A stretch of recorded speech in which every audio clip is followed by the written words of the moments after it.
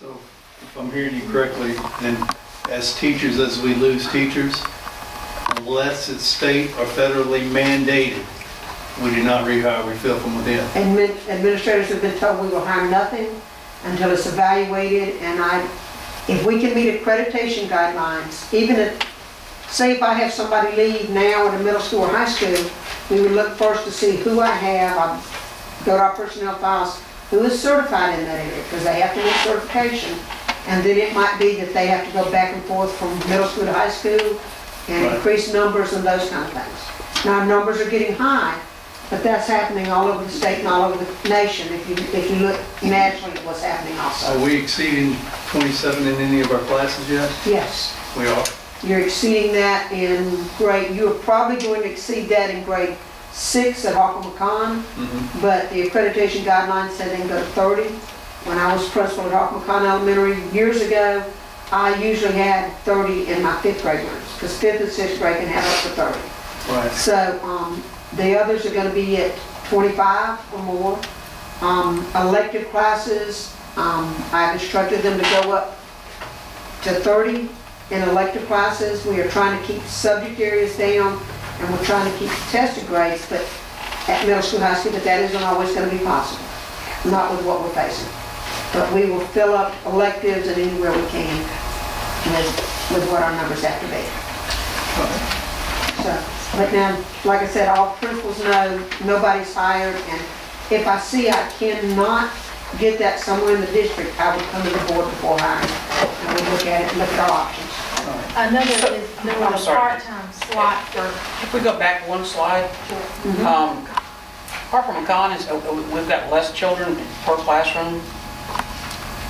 No. No, this is the amount of supplies per.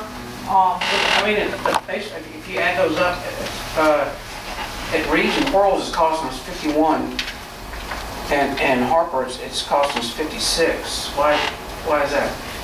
As far as the amount of paper and supplies that they would need.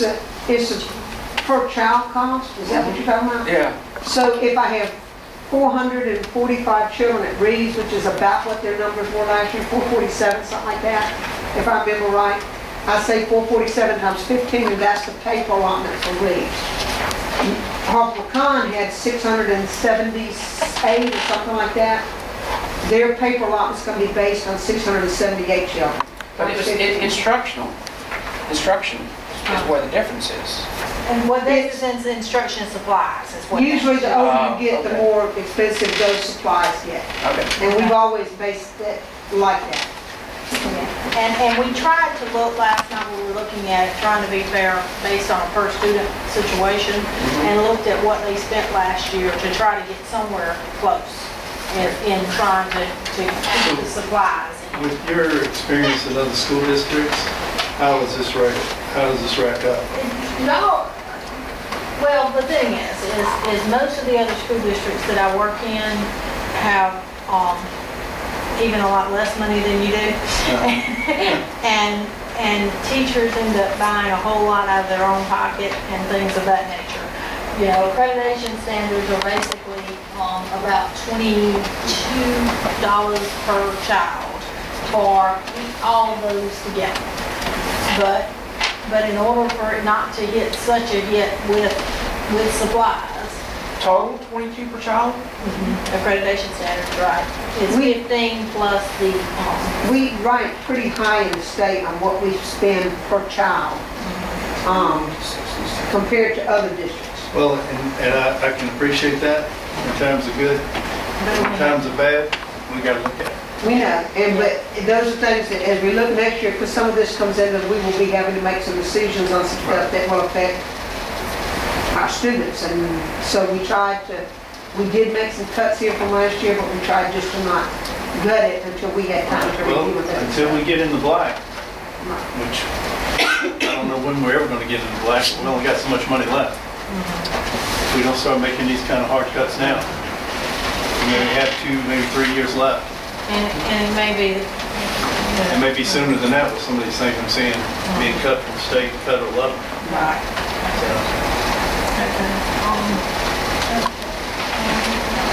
Okay, so that was I want to go through, and on your fourth sheet in is your district maintenance fund. And I don't really have slides on this, we just need to kind of talk about the details.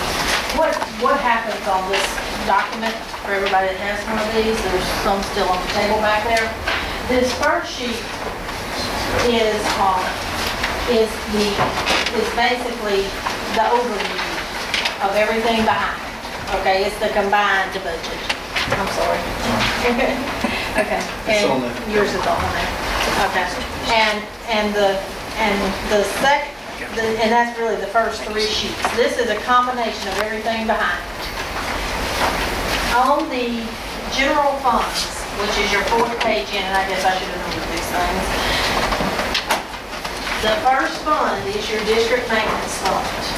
As you can see, the total revenues for this year projected are going to be $18,981,360. Okay? Your total expenditures, before we have to start funding the 1130 fund, 1140 fund, which are your special ed and vocational and those funds, is 18,279,127. When you turn the page over, you can see that a little more than $2 million is the decrease that you're taking in your district maintenance fund during this year for this budget. $2,022,305. And then on the next sheet, you can see we're ending the 2011 year, and of course, these are not audited numbers. We're still getting a few bills here and there. Your July 1, 2011, you had $6,986,000 in the district maintenance fund. And that's after we combined all those funds we talked about at the last meeting. And you will end June 30, 2012 at $4,964,000 in the district maintenance fund. So it's going to be right at those numbers. Are you still on page 4? I am on page 6 now. Page 4, 5, and 6 all go together. It's all part of the state sheet. So you can see your numbers right here. You're talking about the July 1st, 6.9 million, and the July 30th, 4.9. Right. That is your main operating fund of the district right there. And that includes the combination that we talked about on this slide last time of before June 30th, we transferred that money to cover those funds. So you can see where the issues are. Now, as far as all these activity funds, you can see what kind of balances they have. At this point, all we did was budget based on what was spent last year in the activity funds. You know, hoping the revenue will come in the same and hoping the expenses will go in the same.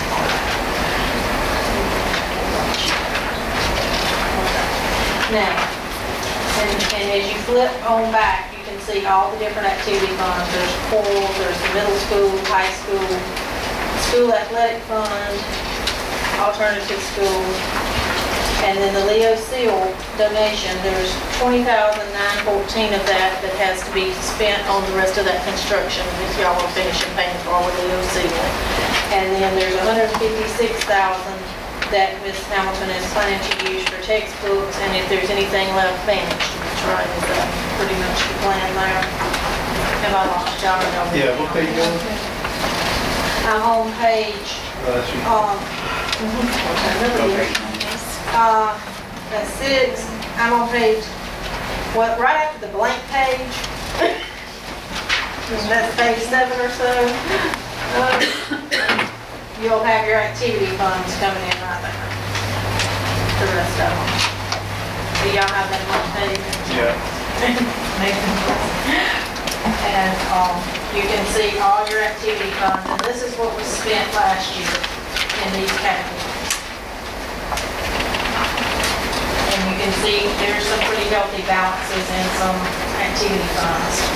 Of course, the athletic fund has to have a pretty healthy balance because you have to spend some money starting seasons before you pay for items as they come in. Y'all all with me?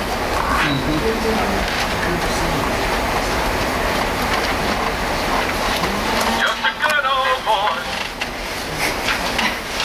All right. And then the little Henson grant, there was just $1 or so left, the Gulf Coast Community Foundation grant, $23 left. I just budgeted those to go ahead and finish those off. And then those temporary summer salaries was a fund that had been set up that will finish paying for the ones that you are finishing out this year with. And there may be a little money left there that can be transferred over to district. Once we know that. Okay? Now, the second type of funds are your special revenue funds. Y'all flip on back a little bit further.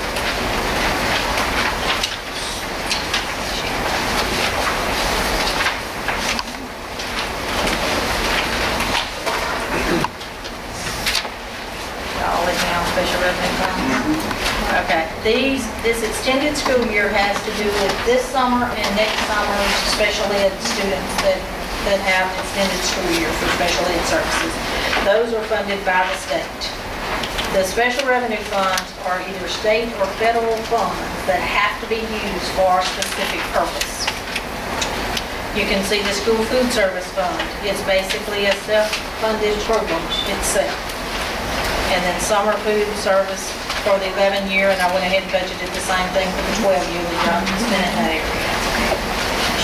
Title I, the Title I, there's the Title I basic, and I think I missed some expenditures that's got to be stuck in there. But it'll be self-funded. It'll revenue minus expenses on that.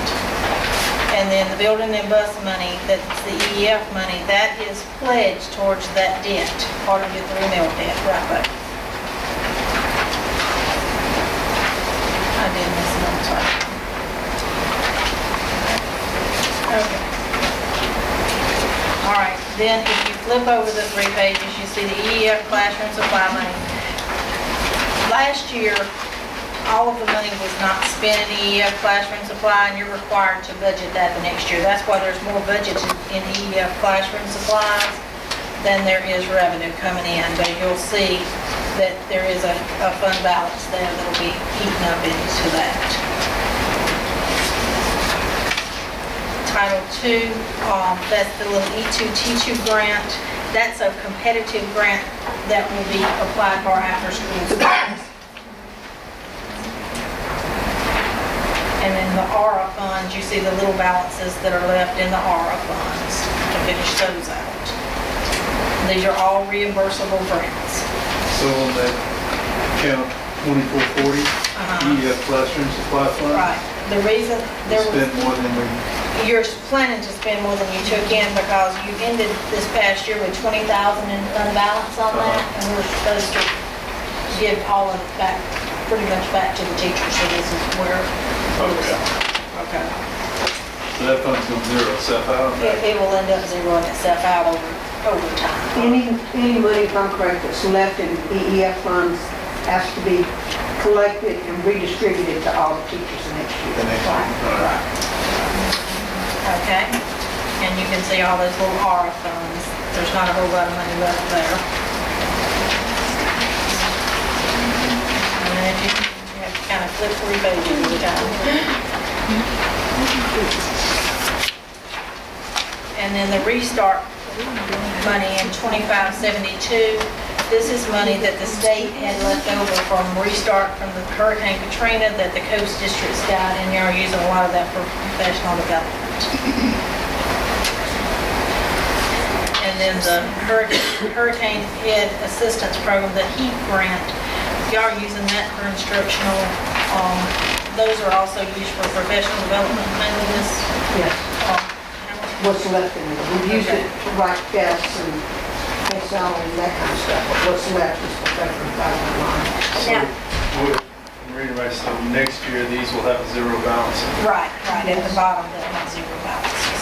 So Yes. we'll have, these may be more of an impact on the budget if we want to continue these type if you program. want to continue doing these type programs unless some other types of grants